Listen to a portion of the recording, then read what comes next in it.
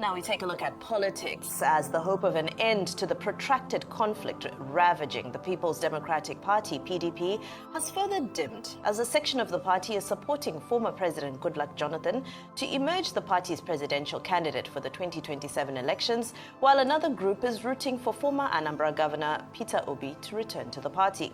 Reliable sources within the party revealed that the governor of Bauchi State, Bala Mohammed, is spearheading the move for Jonathan to emerge the party's candidate. The feeling in Mohammed's camp and a section of the north is that Jonathan can only contest for one term and the rotation would swing back to the region. Well, the PDP had recently agreed to zone the presidency to the south, and according to reports, though, the former president has not publicly made any declaration, and those close to him say he has not asked that the pressure on him by some forces to contest be stopped. Well, while the likes of Governor Mohammed are pushing for Jonathan's candidature, other influential members of the party are favorably disposed to Obi returning to the party. It's only right for things like this to happen. Some have said, yes, Jonathan can come in to the PDP. They've even made the argument for it. Sule Lamido was speaking the other day, said Jonathan can come in. Yes, he has 4 years. It could be a better option. Because the talk about one term, a lot of people posit that the reason why they not reneged against Jonathan was because Jonathan had touted that he was going to do a term. Because anyway, when you look at the argument back then, it was seen that it was the term of the North Jonathan used because Yar'Adua passed after he won the 2007 elections. And then he went ahead for a second term and things didn't pan out. It was a sentiment that was easy to be sold in the North, and with the fact that the coalesced forces with the APC in the South here, they got over the threshold. The 12 million vote plus over 3 million or thereabouts, and he got over 15 million votes. But now, a lot of people have said, oh, because Jonathan agreed, he didn't cause chaos, he called to congratulate Buhari, he's a good man, let us put him in the fray of things. Dear Mr. Jonathan, isn't it shocking that all of a sudden, people that said you were not good enough close to 10 years ago are saying you are the best thing now? Isn't it shocking that they want to turn you into a commodity for their own interests? And that's the shocking parameter a lot of people fail to realize. So all of a sudden, some people are pushing the kite that you are good enough. But when they needed the power off you, you were not good enough. These same people that are saying you are good enough today were those that engineered the opinion of the nation against you. Dr. Abati here can tell us the story because he spent a lot of time defending you. But he also saw the betrayal by the so-called people that claimed that they loved you then. It's all politics. For me, what saddens me is that since this political argument started among all the candidates, and today I want to berate all the candidates that are saying they want to be president, we have not heard any one of them say let's debate on how we are going to solve the great problem of power. We are not hearing them debate about approach to solving the problem of education. We are not hearing them debate about the best approach to healthcare. All we hear them talk about is, this one is from the North, he has 4 years to go, it's from the South, and all of that. Question is, when are the issues going to be the front burner? The point about President Goodluck Jonathan is still very much at the level of speculation and academics. President Goodluck Jonathan himself has not come out frontally to say that he's seeking accommodation either in the PDP or in the coalition or the ADC. Now, we will need clarity on that because he himself must come out publicly to say this is where I stand. However, as a former president, like all existing living former presidents of Nigeria, it is natural that you'll be interested in the process. However, what is the issue? The issue is that we are being told that he's been pressured, either from the APC or from the PDP or from the ADC, or from whatever other political parties to take an interest in the 2027 election. Now, until we hear from him, I assume that everything else is speculative and academic. Having been involved in the political development of Nigeria to the level to which he has been involved, we will expect that he will come out and say, well, this is where I stand in this matter. And then people can have clarity. Otherwise, every other thing is just academic and speculative. That's my first point. The second point, let's interrogate the details. Now, if President President Jonathan suddenly decides to join the PDP, which PDP is he going to join? The same PDP that is in ICU, the same PDP that is in the vice grip of Nyesom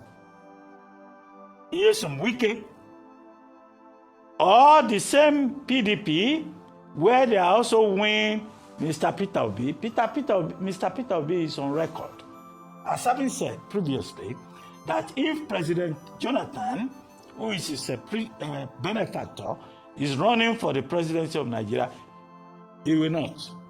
He will concede to his former boss and political godfather. So there are strands to it.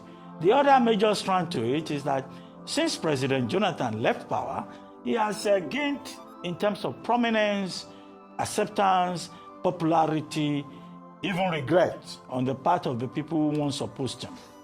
Internationally, he's a major international figure in Nigeria today. If you are looking at former presidents of Nigeria who have projected this country internationally, you will talk about Baba Obasanjo and you will talk about President Goodluck Jonathan. Is he going to throw himself into, this murky waters of Nigerian politics and lose all of that reputation as a global statesman? So there are many sides to it. That's why I say all of us should just be patient and wait for President Jonathan to now say, well, I'm not just part of this process, I am involved. At that level, all the analysts, can, move from speculation to basic analysis. It is not well. I'm not going to join you in the lies that you have told yourselves. Those who have even ruined this country no longer feel any need to lie to us. They don't even respect us. This surrender to reason that makes us, it predisposes us to an acceptance of madness to the point where we have become, all of us have become acculturated to madness. You are in the middle of the insanity. You are experiencing it. You are a victim. And you still continue to say that it is well. Keyamo has come with his own now. So the same airport that they have been renovating, the number of times that Lagos airport has been renovated is an insult to any conscious Nigerian who is still capable of thinking. And then you say it is well.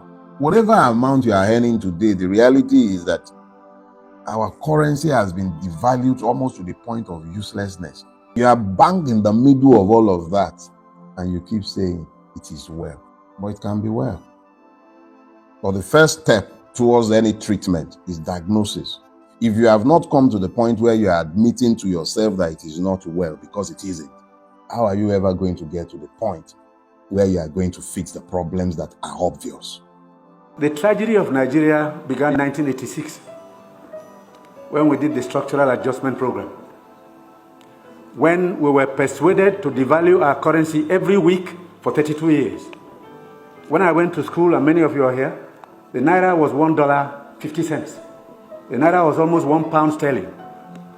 They came here, persuaded some brilliant men from Harvard and the World Bank that weekly devaluation was wonderful. 32 years of devaluing your currency until we hit 527. And they were still telling us that the Naira was still overvalued. That brought poverty, misery upon us. Then interest rates went to 30%. So nobody could build a factory, start a farm, produce anything, or create jobs. Because every time you bring in a shipload of rice, you also bring in a shipload of unemployment. Because you are transferring your wealth to sustain other economies. Somehow, Nigerians didn't notice it. So we became a nation of importers. Toothpicks. Each year it cost us $18 million.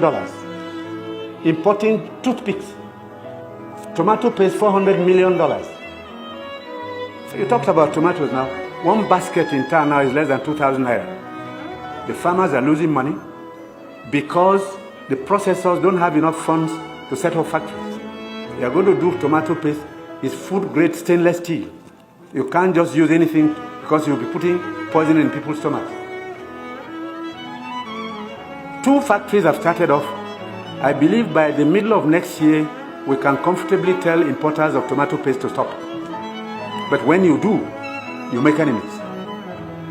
Even the rice we're trying to reduce, we have enemies, heavy enemies, people who can kill if they have a chance, because you're spoiling their business. And let nobody take it lightly. These guys have seized this country's economy, they've taken us hostage, and they have no intention of giving up. Because this is a huge market, a very sweet market, and they have taken control.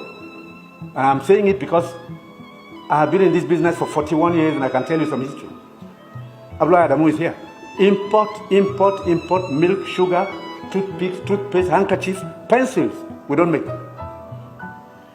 To cure Nigerians of that malady will take a while. It will take a strong government. That's the truth. And they are not happy that we're cutting down. When we cut down, they lose money there. So you see all sorts of publications. We're telling lies. We're not growing rice. We're trying to demoralize the local farmers and make sure that the economy fails. That's the story of imports. Now, I read a story recently in the newspapers. The French ambassador, the champagne ambassador in Nigeria, gave an article to The Guardian. He said Nigerians love life. We are the biggest consumers of champagne on planet Earth, more than the French who make it. There are parties you attend in some places where the only drink is champagne. Of course, the individual is free to spend his money, but his money comes from Nigeria's commonwealth. So on imports, it will take a while for us to get used to local goods and accept that we should consume what we produce and produce what we want to consume. So I take your point. We have to take stern measures to cut down on imports because these young boys and girls who have no jobs today are not going to allow us to carry on enjoying life at their expense. They need jobs. They need jobs. They are children. They've graduated, they've come back home to begin a second childhood because there's no factory to employ them. And the ministries can't take any more. But somebody is making sure you fail when you want to produce.